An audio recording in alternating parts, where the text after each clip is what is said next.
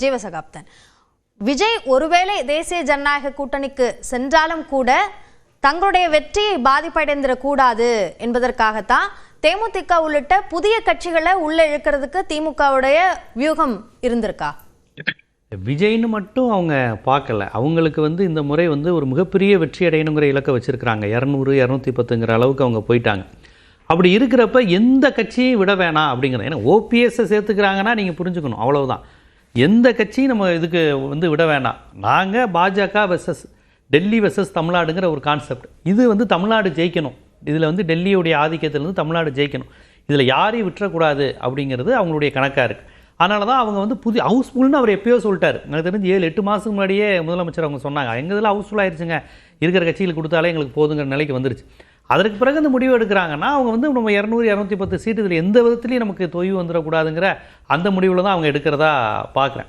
அப்புறம் இந்த கட்சிகள், இந்த கூட்டணி கட்சிகள் பிரச்சனை, கூட கொடுக்கறது குறைய கொடுக்கறது தமிழ்நாடு அரசியல் தேர்தல் வரலாற்றில் இது கொஞ்சம் இந்த கான்செப்டுங்கிறது புதுசு. ஏன்னு கேட்டிங்கன்னா, இடதுசாரிகளோ காங்கிரஸோ விடுதலை சிறுத்தைகளோ பாமகவோ எந்த கூட்டணியிலையும் இத்தனை முறை தொடர்ந்து இருந்ததில்லை. 2016 2019 2021 2024 இதற்கிடையில் நடந்த அனைத்து இடைத்தேர்தல்கள், ஆர்கே நகர் இதில் இருந்து இடைத்தேர்தல் தொடர்ச்சியாக இத்தனை கட்சிகளும் ஒரே கூட்டணியில் அப்படியே அங்கம் வகிக்கிறாங்க.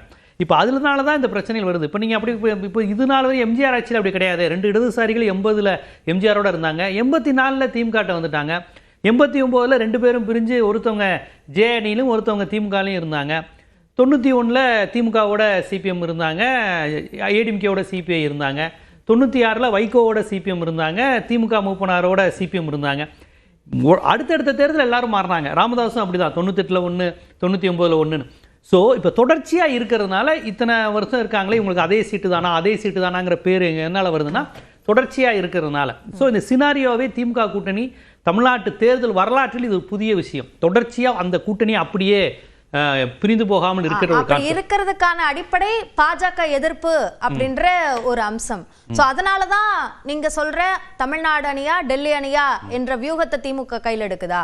கூட்டணியில இருந்து வாக்குகள்ல இருந்து எல்லாவற்றுக்கும் அது உதவுதுன்னு திமுக நினைக்கும். ஆமா, அந்த ஐடியாலஜிக்கலா விடுதலை சிறுத்தைகளுக்கும் திமுகவுக்கு மட்டும் இல்ல, பாஜக எதிர்ப்புங்கிறதுல விடுதலை சிறுத்தைகள் வீரியமா இருக்கிறாங்க, இடதுசாரிகள் வீரியமா இருக்கிறாங்க.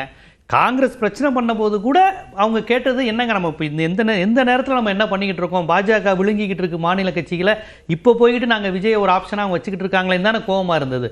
ஸோ அந்த உணர்வு உள்ள கட்சிகளாகத்தான் விடுதலை சிறுத்தைகள் இருக்குது, இடதுசாரிகளும் இருக்கிறதுனால அவர்கள் வெறுமனே நீ காங்கிரஸ் கூட கொடுத்தனால எங்களுக்கு கூட கொடுங்க, விஜய் வந்திருக்காரு பாருங்க எனக்கு ஒரு ஆப்ஷன் இருக்குன்னா, திருமாவளவன் அந்த அரசியலாக தொடக்கத்திலேயே அடிச்சிருக்காரு, இந்த விஜயை காமிச்சு எங்களுக்கு கூட சீட்டு அதிகாரத்தில் பங்குன்னு கேட்டு பாருங்க, ஒரு ஆள் இங்கே கேட்குறாரு, அப்போ நீங்கள் இந்த அரசியல் இப்போ கையில் எடுக்கலாமல் விட திருமாவளவன் தொடக்கத்திலே அதை அடித்து துவச்சிருக்காரு, நீ யார் எனக்கு அதிகாரத்தில் பங்கு தர்றதுக்கு, இன்றைக்கி கட்சி தொடங்கிட்டு எனக்கு டெப்டி சிஎம் தரேன், இது என்ன வார்த்தை, எங்களை என்ன கேவலப்படுத்துறியான்னு திருமாவளவன் 1 வருஷத்துக்கு முன்னாடியே கதை வடைச்சிருக்காரு. ஸோ அப்படிப்பட்ட விடுதலை சிறுத்தையிலையும் இடதுசாரியிலையும் நீங்கள் விஜயனால உங்களுக்கு குறைச்சி கொடுக்குறாங்களா, காங்கிரஸ்ல எதிரொலிச்சது தானே எது அந்த அதிகாரத்துல பங்கு. அதுதான் நான் தொடக்கத்துல இருந்து சொல்றேன். இந்த ஐடியாலஜிக்கல் திருமாவளவன் அவர்களிடமும் இடதுசாரிகளிடமும் இருந்த இந்துத்துவ எதிர்ப்பு உணர்வு, மோடி எதிர்ப்பு, பாஜக எதிர்ப்பு உணர்வு காங்கிரஸ்ட இல்லையே. அந்த வருத்தம் தானே அவங்க பிரச்சனை பண்ண போது எல்லாரும் கேட்டாங்க, எங்க எந்த நேரத்தில் இவங்க பிரச்சனை பண்ணிக்கிட்டு இருக்கிறாங்க, ஒவ்வொரு மாநிலத்திலையும் காங்கிரஸ் இப்படி பண்றாங்களே, பீகாரா இருக்கட்டும், எல்லா எலெக்ஷன்லையும் எல்லா தேர்தலையும் மாநில கட்சிகளுக்கு பக்கம் நிற்காம இவங்க ஏதாவது ஒரு பிரச்சனை பண்ணி பாஜக எதிர்ப்பை முதன்மைப்படுத்தாமல் இப்படி நின்றுட்டாங்களேன்னு தானே அந்த வருத்தம் தானே எல்லாருக்கும் இருந்தது. அதனால தான் முடிச்சு சரி இல்லை அப்படி இருந்தாலும் பரவாயில்ல, விட்டு கொடுத்தாலும் பரவாயில்ல, நாங்கள் போகிறோன்ட்டு 3 சீடம் கூட கொடுத்துருக்குறாங்க, அது ஒரு மாதிரி முடிஞ்சிருக்கு. ஆனால் நான் என்ன சொல்கிறேன்னா, திமுக கட்சியில் உள்ள பிற கட்சிகள்லாம் வெறுமனை சீட்டு இதனால் குறைச்சிட்டிங்க, அவங்கள காட்டி குறைச்சிட்டிங்கிற மாதிரியான விஷயங்கள்லாம் பார்க்க மாட்டாங்க. ஏன்னா திமுகவுக்கு மட்டும் இல்லை, விடுதலை சிறுத்தைகளுக்கும் இடதுசாரிகளுக்குமே பாஜக எதிர்ப்பு அவங்களுடைய கொள்கையாகவே இருக்கு. மார்க்சிஸ்ட் கம்யூனிஸ்ட் இன்னமும் ஒத்துக்கலையே, தொடர்ந்து பேச்சுவார்த்தை நடத்திட்டு இருக்காங்க. சுமூகமாக போகுதுன்னு தானே சொல்கிறாரு அவர். சண்முகமே எங்களுக்கு வருத்தம், நாங்கள் யோசிச்சுக்கிட்டு இருக்கோம்லாம் சொல்லியே, நாங்கள் கேட்டது கிடைக்கல, அது வருத்தம் தான், ஆனால் நாங்கள் சுமூகமாக தான் போகிறோன்னு தான் சொல்கிறாரு சண்முகம். இப்போ சமீபத்தில் கொடுத்த பேட்டியில் கூட அப்படி தான் சொல்கிறாங்க. அது மட்டும் இல்லாமல் அதிக இடத்துல உதயசூரியன் நிற்கணும்னு ஆசைப்படுறாங்கன்னா, இது திமுக அதிமுக ரெண்டுமே அப்படி இருந்திருக்கிறாங்க. பல நேரங்களில் சின்ன கட்சிகளே நாங்கள் வெற்றிக்காக அந்த சின்னத்தில் நிற்கணும்லாம் ஆசைப்பட்டுருக்குறாங்க. இப்போ 71ல் மாப்போசியோட நெருக்கமாக இருந்தார் ராஜாஜியே உங்களுக்கு பிரிந்து போகிற சூழல் இருந்தால் கூட நான் உதயசூரியன் சின்னத்தில் நிற்கிறேன்னு மாப்போசியே விரும்பி கேட்டாங்க. ஏன் ஜெயலலிதா அம்மையார் வந்து அதிமுக விஷயத்துல அப்படி சொல்லிட முடியாதுல்ல. தனி சின்னத்துல போட்டியிடுறதுல உறுதியா இருக்கும்னு இந்த தொகுதி பங்கீட்டு பேச்சுவார்த்தை நடக்கிறதுக்கெல்லாம் முன்னாடியே அவங்களோட விருப்பத்தை தெரிவிச்சிருந்தாங்க. ஆனா ஒரு தொகுதியில தான் அவங்களால அந்த ஆசையை நிறைவேற்றிக்க முடிஞ்சிருக்கு. இல்லைங்க, அது நடக்குங்க. பெரிய கட்சியில் எப்பவுமே இப்போ கடந்த முறை திருச்சியில் வந்து மிகப்பெரிய வெற்றியை பெற வச்சாங்க.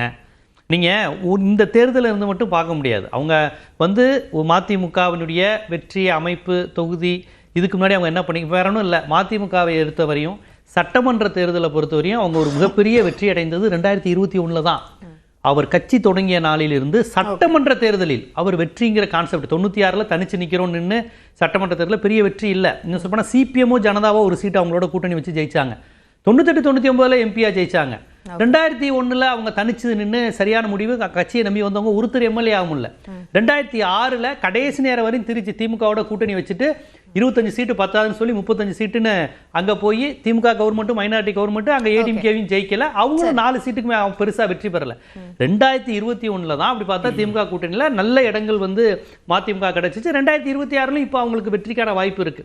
ஸோ இதை இப்படி தான் பார்க்கணும். அது மட்டும் இல்லாமல் அதிமுகவும் பல நேரங்களில் ரெட்டலையில் நிற்க வச்சிருக்காங்க. பல இடங்கள்ல இந்த கூட்டணியே இல்லாமல் சொன்னாங்களே 2016 நிறைய கட்சிகளுக்கு ரெட்டலையில் நிற்க வச்சாங்க அவங்க. அது முழு ஏடிஎம்கே கேண்டிடேட் கிடையாது, ரெட்டலையில் நின்னாங்க. தமிழ் அன்சாரி கருணாஸா இருக்கட்டும் பலரெல்லாம் பிரிச்சுட்டு வந்து ரெட்டலையில் நின்னாங்கல்ல. அதனால அது திமுகவுக்கு மட்டும் இது பொருந்தாது. பல நேரங்கள் அவங்க செஞ்சிருக்கிறாங்க.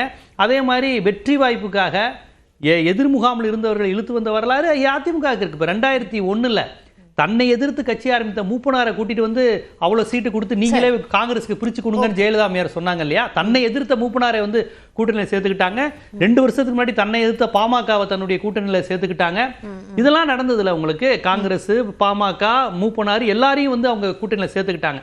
ஏன் அந்த அம்மையார் சேர்க்கிறாங்க? தோல்வி பயமா அப்படி நம்ம கேட்க முடியாது இல்லைங்களா, இடதுசாரிகள் உட்பட. சோ ஜெயலலிதா கூட்டணியிலையும் இது நடந்திருக்கு, திமுக கூட்டணியிலும் இது நடக்குது.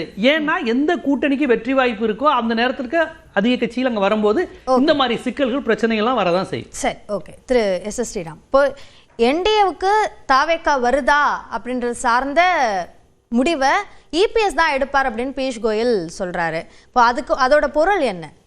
முதல்ல அண்ணன் வந்து பாஜகவுக்கு 11% அப்படின்றது கொஸ்டின் பண்ணாரு. அது அவருக்கு நல்லாவே தெரியும். ஆமாம் 11%, ஆனால் அதை ஒத்துக்க மாட்டார், அவ்வளோதான். அவர் போய் இன்றைக்கி போய் எலெக்ஷன் கமிஷன் இதில் போர்ட்டலில் பார்த்தாருன்னா தெரியும் 11.24. என்டிஏ கூட்டணியாக பெற்றது 18%.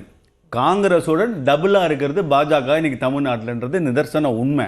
ஸோ 11% பாஜக 2024 பார்லிமெண்ட் எலெக்ஷனில் வாங்கினது என்பதுதான் பாயிண்ட்.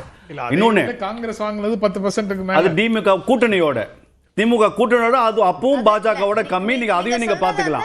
நான் பாஜக தனித்து சொல்றேன். என்டிஏ 18 அவர்கள் எல்லாம் சேர்த்து 18, பாஜக மட்டும் 11.24. நீங்க தேர்தல் எலெக்ஷன் கமிஷன்